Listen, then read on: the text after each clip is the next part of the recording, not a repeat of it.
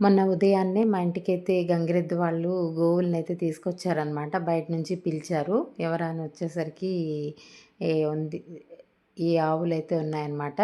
మేమైతే ఇప్పుడు గంగిరెద్దు వాళ్ళొచ్చినా ఏదైనా బియ్యము, లేకపోతే ఏదైనా వస్త్రాలు ఏవో ఒకటి ఇవ్వడం అలవాటనమాట.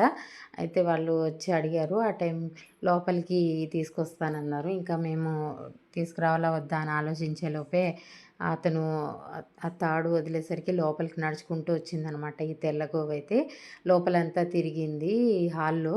తిరగగానే లోపలికి రాగానే పేడ అయితే వేసిందనమాట. అయితే ఆవు పేడ ఇంట్లో వేయడం అనేది శుభసూచకంగా మనం భావిస్తూ ఉంటాం కదా! అంటే గృహప్రవేశాలయినప్పుడు కూడా మనం ప్రత్యేకంగా ఆవు దూడని తీసుకొచ్చి ఇంట్లో తిప్పి పేడ అయితే వేపిస్తారు. అయితే చాలా ఆనందంగా అనిపించిందనమాట. తర్వాత ఆ ఆవు పేడని ఎదురుకున్న వాళ్ళు కల్లాపి చల్లుకుంటామంటే వాళ్ళకైతే ఇచ్చేసాననమాట. మా వాకిల్లో అయితే ఆల్రెడీ కల్లాపి చల్లి ముగ్గు వేయడం అయిపోయింది. అయితే నేనైతే ఆ గోవులకి దానికైతే క్యారెట్ తినిపించాను. ఇంకో దానికి టమాటో ఒకటితే కొంచెం కష్టంగా తిందనమాట. రెండోది ఇంకా తినలేదు. ఆ తర్వాత వాళ్ళు పసుపు, కుంకుమ అడిగారనమాట. ఇలా బొట్లు అవన్నీ పెడతామని చెప్పి.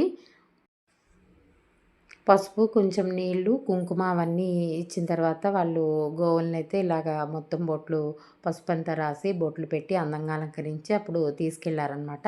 నేనైతే వాళ్ళకి ఒక రూ. 100 ఇచ్చి ఆవుకి ఏదైనా గ్రాసం పెట్టమని చెప్పి ఇచ్చేసాననమాట.